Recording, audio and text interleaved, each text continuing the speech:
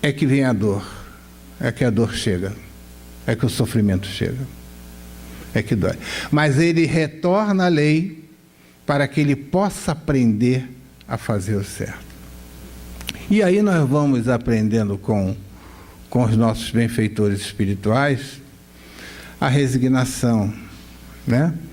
E como muitos resignados dentro das suas provas e até mesmo das suas expiações são capazes de ainda fazer o bem, ainda se sacrificar além das suas provas por aqueles que necessitam. São esses que são chamados os justos por Jesus. Aqueles que mesmo diante das suas provas, que a gente poderia até dizer, e os Espíritos na lição 26 a 31, que é o objeto realmente do estudo, eles vão nos dizer assim, basta apenas as suas provas. Basta apenas, se você resolver as suas provas, é isso que Deus quer. Mas muitas vezes a gente pergunta assim, mas diante das provas e dos meus sofrimentos, se eu ainda empreender uma ajuda ao meu próximo necessitado, isso é lícito? E eles dizem que sim, os Espíritos, desde que tenha a utilidade da ajuda ao próximo. Se não for fruto do seu orgulho, do seu egoísmo. Se não for aquele sacrifício, muitas vezes, do seu próprio corpo, mortificando ou maltratando. Isso aí não vai te levar a nada. Mas quando você empreende isso para o seu próximo, é lícito. E também numa pergunta bem interessante que é feita, e eles vão dizer assim, e eu posso abreviar, eu posso melhorar a prova, ou isentar da prova o meu próximo? Poderia fazer isso? Há uma coisa muito interessante, eu tenho, aliás, um amigo que ele esteve na Índia. Então estava lá com um grupo lá de turismo, né, andando por lá, o companheiro lá falando lá, e mostrando os lugares, etc. E ele está lá. Só que ele viu alguém pedindo esmola, né? E aí, o que ele fez? Ele foi dar esmola lá para o companheiro. Aí o guia falou assim, não, você não pode dar a esmola para ele, não. Aí ele falou, mas por que eu não posso? Porque o karma dele é pedir esmola. Se o karma dele é pedir esmola, o meu é dar esmola. Então empatamos. E ele deu a esmola. Então, veja bem, muitas vezes a gente diz assim, isso é meu karma, né? E eu tenho que sofrer mesmo, sabe por quê? Porque é meu karma, eu nasci para isso, eu nasci para sofrer, eu nasci. E a gente não modifica essa situação, porque é o karma. Porque, se está, é porque eu tenho que passar. As nossas provas, muitas vezes, elas estão para que nós possamos vencê-la. Mas nós podemos mudar também essa situação, né? Quantas coisas a gente já fez, vamos dizer assim, nós erramos, e nós, dentro da própria encarnação, a gente começa a modificar essa situação, atenuando esses erros. Quando a gente compreende, se arrepende ainda dentro da encarnação e começa a realizar um trabalho. Olha só que interessante. Uma companheira, hoje trabalha lá também como médium, lá no Leão Denis, com a gente. Ela, antes nós trabalhávamos numa outra casa. E ela dizia assim para mim, eu cheguei no Espiritismo por um motivo. Eu cometi, na minha juventude, 2 abortos. 2 abortos. Só que eu não tinha o entendimento, né, que eu tenho, que a doutrina espírita me traz com relação a isso. Mas eu sofria muito. Eu sofria muito com esses abortos. Mas agora, Carlos, eu estou falando contigo porque eu queria que você me mostrasse o caminho. Né? Eu falei assim, bom, então vamos mostrar um caminho, vamos buscar um remédio. Né? Falei assim para ela. Você, naturalmente, quando cometeu esses abortos, você não sabia dos agravantes, né, das consequências que isso poderia acarretar espiritualmente com relação a tudo. Aí eu falei assim para ela, você trabalha com o quê? Eu trabalho numa creche da prefeitura, com crianças. Eu falei, olha, não é fácil não, na minha sala tem 25 crianças. Aí eu falei assim, então tu já está no caminho certo, tu já está encontrando o remédio, né? Vamos cuidar dessas crianças, vamos cuidar desses filhos do coração que aparecem e vamos atenuando esse sofrimento. Busca isso. Quem sabe esses dois nos reencontramos aí, né? E você. Então continue. E ela trabalha com criança até hoje. Trabalha com evangelização de crianças lá no centro. Enfim, se dedicou uma vida com criança. Entendeu?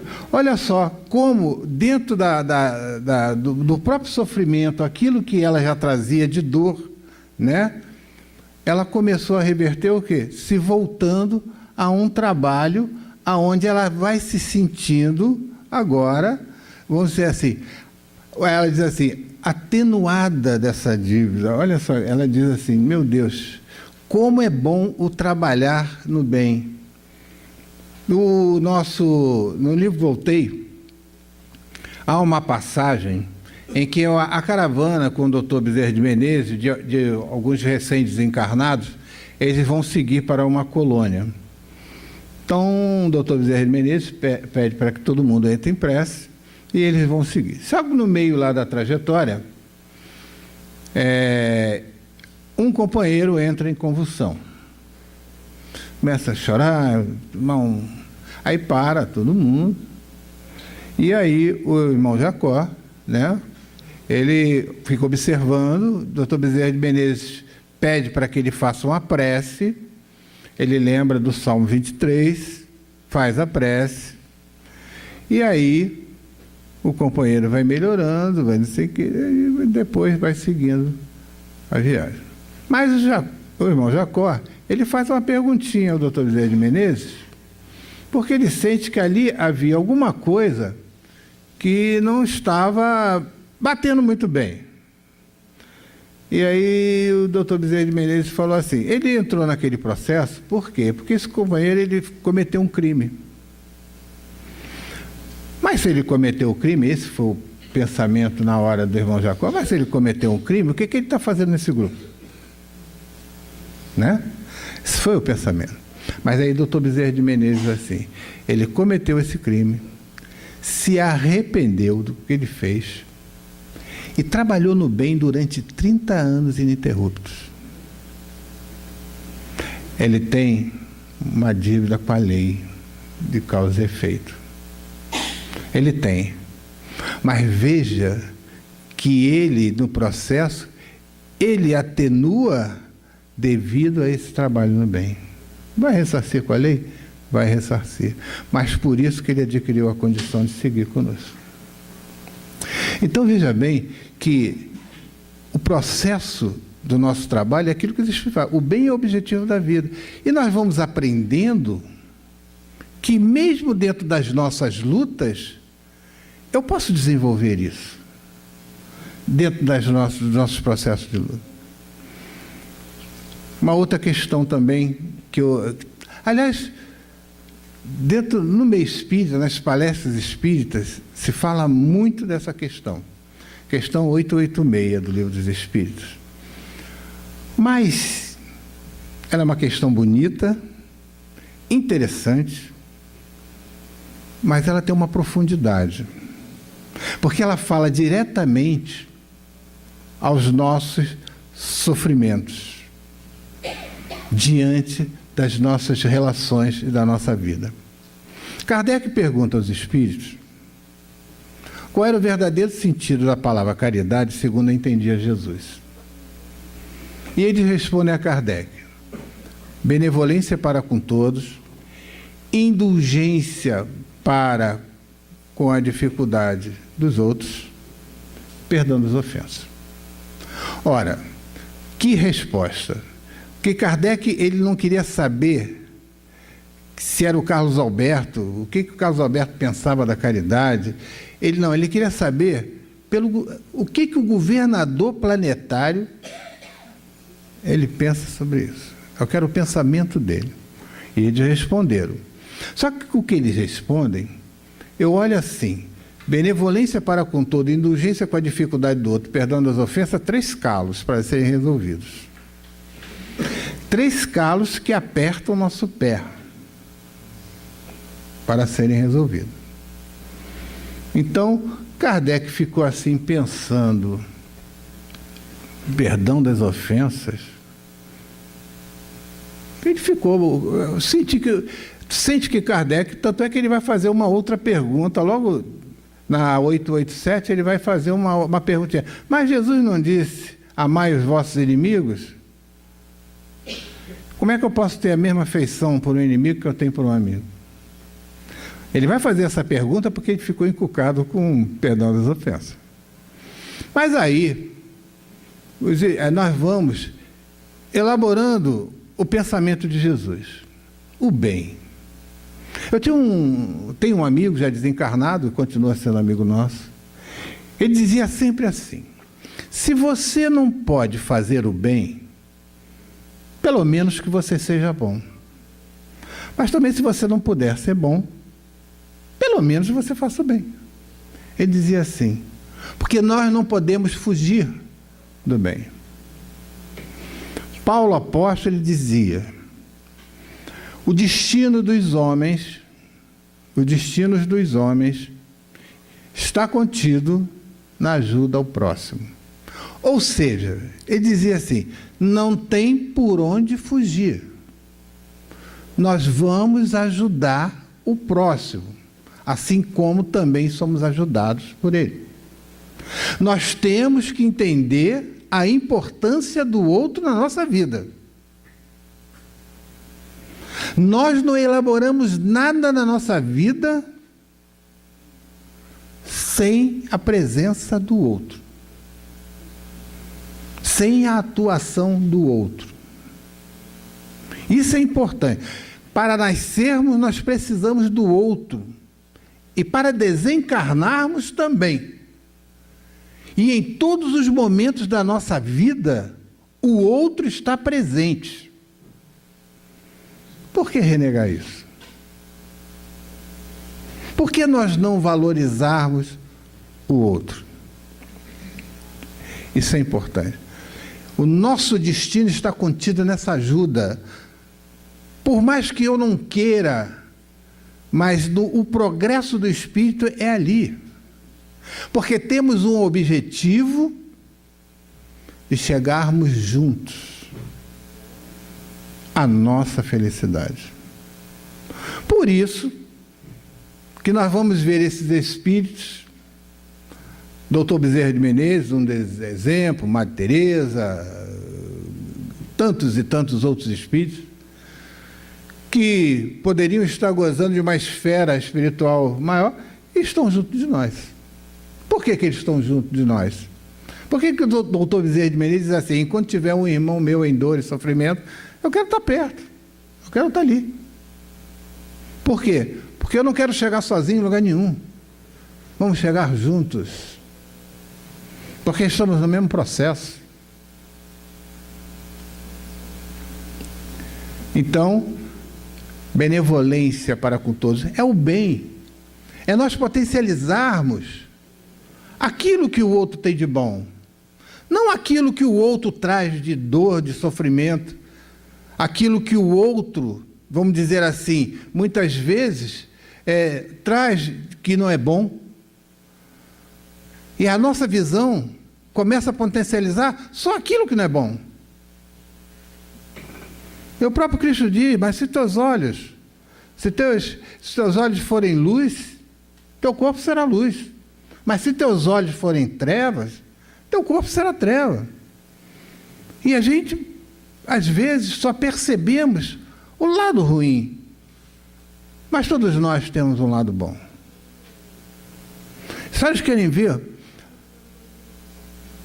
Tenho conhecimento de uma psicóloga, ela estava conversando uma vez comigo, ela estava dizendo assim, Carlos, um companheiro, um pai de um rapaz, de um jovem, pré-adolescente, por aí, que foi angariado pelo tráfico. E aí, esse companheiro se consultava com ela. E ele falou um dia para ela assim, eu perdi meu filho. Aí ela disse assim, você perdeu seu filho? Por que você acha que perdeu? Ah, meu filho agora está lá no tráfico, não sei o quê. Ele, não, você não perdeu seu filho. Vai lá buscar o seu filho. Vai lá buscar o seu filho.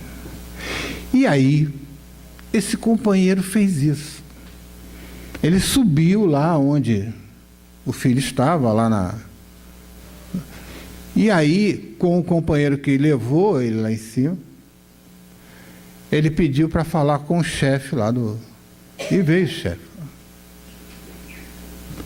E ele, claro, com medo até de morrer ali mesmo, alguma coisa, temeroso, mas se imbuiu daquela força e foi. E aí ele fala com o companheiro lá, o chefe lá do tráfico. Eu vim buscar meu filho. Aí o companheiro olhou assim, aí estavam lá os garotos, né? Aí falou assim, onde é que está teu filho? Meu filho é aquele. Eu vim buscar. Aí o traficante chegou, falou para ele assim, vem cá você. Vai com seu pai. Não quero mais te ver aqui. Tá? Então você vai com seu pai. E aí o companheiro diz assim, você me desculpa de eu vir buscar o meu filho, isso não foi um desafio, isso não foi nada. Apenas eu quero meu filho de volta. E sabe o que o companheiro traficante falou para ele? Ele falou assim, a conversa aqui não foi de homem para homem. A conversa aqui foi de pai para pai, porque eu também sou pai. Eu fiquei abismado com esse pensamento. Numa situação tão difícil, ele reconhecer que ele era pai também. E ele reconheceu, entendeu a condição do outro de ir buscar o filho, mesmo naquela situação difícil. Então, olha só, um pontinho, muitas vezes, de luz numa situação difícil. Então, às vezes, para que a gente possa ver o bem, fica muito difícil porque a gente potencializa muito a dificuldade do outro. E precisamos potencializar o que o outro tem de bom também. Então, o bem, a benevolência é aquela que já chega, o bem já chega na frente. A indulgência, isso já fala muito perto, porque é a nossa convivência, porque estamos aprendendo a viver, estamos aprendemos a sobreviver. Mas e conviver? Conviver com a dificuldade do outro. Olha, que problema para ser resolvido, né? Olha quantos lares, muitas vezes, em processo de sofrimento, em processo de dor, precisando nos relacionarmos e aí vencermos o nosso egoísmo dentro dessas convivências. Entender a dificuldade dos outros, porque eu também tenho dificuldade. Então, olha só, aprendemos a conviver, a nos relacionar. Isso em todos os setores da vida. Seja no trabalho, seja na casa espírita. Aprendemos sempre com a dificuldade do outro. Porque também temos as nossas. Mas aí vamos lá para aquilo que Kardec queria resolver, que é o terceiro calo, que foi o perdão das ofensas.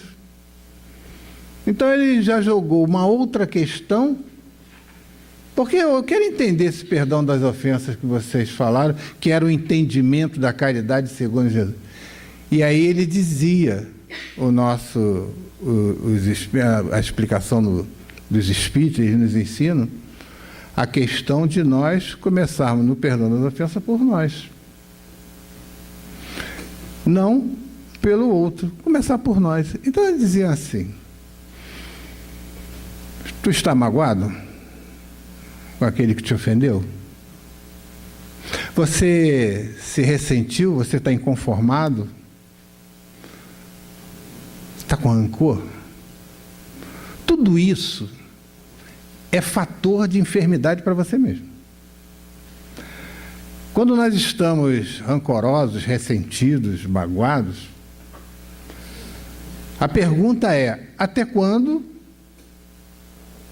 nós achamos que o nosso coração vai aguentar isso? Essa é a pergunta, né? Eles chegam, os espíritos, a dizerem para nós que o rancor, o ressentimento, é como se você estivesse num local fechado, todo enfumaçado. E você ali, respirando, sem nada aberto, e eles dizem assim: até quando teus pulmões vão aguentar esse sofrimento? Então a gente diz: eu sofro, e as pessoas dizem assim: mas ele fala isso porque não foi ele que sofreu o que eu sofri. Às vezes, nós sofremos, mas se nós olharmos ao nosso derredor, há sofrimentos muito maiores. Isso vai depender de cada um. Mas eles dizem para nós: a opção de carregar essas dores na tua alma foi sua. O quê? Mas fulano me machucou, me ofendeu, me feriu. A opção da mágoa, do rancor, do ressentimento, do desejo de vingança, do ódio, ou seja lá o que for, é uma opção sua. Você desejou carregá-la. O perdão das ofensas é justamente isso. Livra-se dessas dores. Você não é obrigado a carregá-la. Porque eles nos dizem que o ofensor já passou. E muitas vezes nós nem sabemos aonde ele se encontra, o que foi feito dele. Podemos pensar assim: mas o que ele fez terá consequências com a lei? É com ele a lei. Não te cabe mais. Então, enquanto estivermos com as dores, carregando essas dores, nós não conseguimos realizar o processo da reconciliação. Porque estamos presos na dor. Estamos amarrados na dor. E aí, muitas das enfermidades, quando os espíritos falam para nós, nosso querido Leon Denis, quando ele diz assim: as nossas enfermidades são reflexo do desequilíbrio do espírito. O espírito que carrega essas dores é o espírito que está desarmonizado, desequilibrado. Isso é o perdão das ofensas. Daí, para o ofensor, é um outro percurso, mas já sem as dores. Então, olha como essa questão ela é profunda para o nosso entendimento. A questão de nós vermos como dentro do nosso processo, que mesmo muitas vezes sofrendo as nossas provas, nós podemos trabalhar essas questões de perdão e de amar. E aí, falando de perdão, a gente lembra do amor. Olha que coisa muito interessante. Lá pelos anos de 1969, nos Estados Unidos, os neuróticos anônimos descobriu, através de pesquisas científicas, descobriu o germe das doenças nervosas. E qual seria esse germe? O egoísmo. Isso aí foi descoberto. Então, o nosso querido egoísmo, ele é causador de todas as doenças nervosas. E eles nos disseram também que dentro das pesquisas foi descoberto que pelo menos nós temos uma. É até comum, né? Hoje é muito comum, estou ansioso, né? Ansiedade, depressão. Muitas vezes essa correria meio desenfreada da vida, né? Quanto mais progresso tecnológico, material, mais necessita que corremos mais atrás para obtermos. E aí vamos deixando um pouco de lado aquilo que realmente importa para nós, tá? E essa correria desenfreada, o mundo, essas dificuldades todas, fazem com que muitas vezes a ansiedade hoje, quase que todo mundo é ansioso, né? E esse processo da ansiedade vai trazendo outros, depressão, síndrome de pânico, e vai por aí afora. Então eles falam assim, pelo menos nós temos uma. Entendeu? Mas descobriram também um tratamento das doenças nervosas. E como eles tratavam a doença nervosa? Amando. Então nós lembramos, e aí é o livro vermelho dos Neuróticos Anônimos, ele vem lembrando a passagem de Jesus. Ele diz assim, Jesus em todos os momentos mandava a gente amar. Notem isso. Pega lá o Evangelho, nós vamos ver Jesus falando de amor o tempo todo. Ama teu Deus sobre todas as coisas, todo o teu ser, todo o teu espírito, tudo isso. Ama teu próximo como a ti mesmo. Amai-vos uns aos outros como eu vos amei. Em todos os momentos, Jesus mostrava o amor nas suas exemplificações, nas suas curas.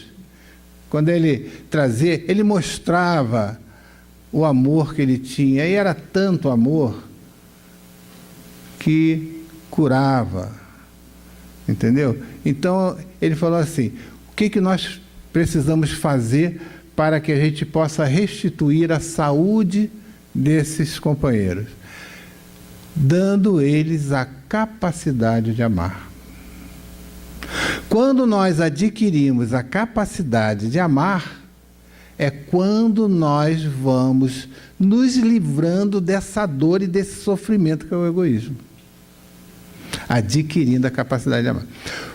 Vamos ver, no decorrer da nossa vida, o transtorno trazido por esse mal, por essa chaga da humanidade. Na maioria dos acidentes de trânsito, na sua grande maioria, todos causados pelo egoísmo inato. A gente vê assim, avançar um sinal vermelho, acho que no Rio de Janeiro o sinal vermelho virou verde, porque ninguém para mais em sinal vermelho. E olha, a gente tem que tomar cuidado, porque se você parar no sinal vermelho, o que vem atrás ainda vai pegar você. Mas uma vez, o meu filho já está com 17 anos, que é o meu quarto filho, mas quando ele era menorzinho, ele ia para a evangelização lá para o Leão Denis. Então, já lá com seus 10 anos, aí teve um sinal, e eu pensei assim, eu não vou parar nesse sinal, essa hora da noite, porque é até perigoso eu parar aqui. E eu fui. Mas o sinal estava vermelho, eu passei, tinha ninguém atravessando, não tinha, né? Aí ele falou assim, pai, o sinal está vermelho. Eu falei, eu sei, filho, o sinal está vermelho. Por que você passou? Você não tem que parar? olha, filho, nós estamos no avançar das horas, seria até perigoso. Eu estou com você no carro, o papai ficou preocupado, não tinha ninguém, era um sinal de pedestre. Então, o que adianta a gente aprender a fazer as coisas certas? Aí ele fala assim mesmo para mim. Lá na evangelização, pai, a gente aprende que a gente tem que obedecer às leis. Aí o meu filho me passou uma descompostura, que eu cheguei olhando, salve, salve evangelização. Meu Deus do céu. Fiquei tão feliz, embora constrangido, né? Porque ele me falou. Eu falei assim, expliquei a ele, sabe, filho, você está certo. Ali, papai não teve fé, né? Mas eu deveria ter parado. Pois é, pai, o sinal verde é que é para seguir. E o sinal vermelho é para parar. E ainda tem um amarelo, hein? Tenha atenção. Entendeu? Eu falei, tá bom. Olha só, tá pensando que eles não estão gravando? Que eles não estão aprendendo? Esses ensinamentos, hoje meu filho com 17 anos, eu vejo a importância dessa evangelização.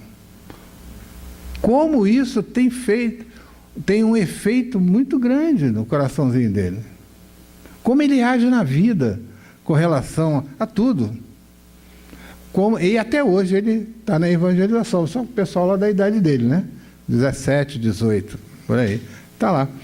Então, veja bem, os acidentes de trânsito, a corrupção, as guerras, né? Lutas de facções, divórcios. E, olha, a gente poderia desfilar um rosário aqui do que o egoísmo é capaz de realizar na nossa vida. E nós, incapazes ainda de amarmos uns aos outros. Então, adquirindo essa capacidade de amar, aos poucos, eles iam revertendo o processo desses enfermos. Ele ia devolvendo a capacidade deles amarem. E Jesus mandava amar. Amemos uns aos outros. E aí, nós vamos caminhando. E finalizando aqui agora, eu vou deixar uma história com vocês. Eu recebi um tempo no Face, e que eu gosto de passar, porque eu toquei naquele assunto em que a gente precisava chegar juntos, né? Nós temos um objetivo junto. E foi filmado, claro que de longe, né? Uma alcateia se deslocando, migrando de um lugar para o outro. Um grupo de lobos passando. Então, nessa filmagem, o companheiro ia fazendo o estudo dele. E estudo bem interessante. Ele notou que os 5 primeiros lobos eram os mais velhos da alcateia. Eram esses lobos que vinham na frente. E eram eles que ditavam o ritmo, né, dessa caminhada desses lobos. Atrás desses lobos velhos, vinham mais 5 lobos, que eram 5 lobos fortes, dando proteção àqueles 5 mais velhos. Depois vinha o grupo daquela família de lobos. Depois daquele grupo, vinha mais atrás 5 lobos fortes, que davam proteção àquele grupo. E, por último, vinha o alfa, o lobo alfa, que era o líder. Ele era o último, lá atrás. Era ele que mantinha a ordem do grupo, para que nenhum lobo se desviasse daquele caminho. Depois que esse companheiro filmou e ele foi falando sobre o que ele estava, do seu estudo, ele diz assim: se nós formos analisarmos o objetivo hoje da nossa vida, essa história do lobo nos traz o seguinte: o objetivo realmente é chegarmos juntos à nossa felicidade. Então, é trabalhando tudo isso, mesmo que a vida, mesmo que as nossas provas, né, ainda é uma causa de sofrimento, mas entendendo, sem lamentações, mesmo assim, nós ainda podemos ajudar aqueles que ainda estão em situações muitas vezes piores que a nossa. E aí nós vamos trabalhando um com os outros, né? E chegando àquilo que Paulo já nos dizia lá, fora da caridade não há salvação, mas o nosso destino é a ajuda ao próximo. Que tenhamos paz no nosso coração, que Deus abençoe a todos.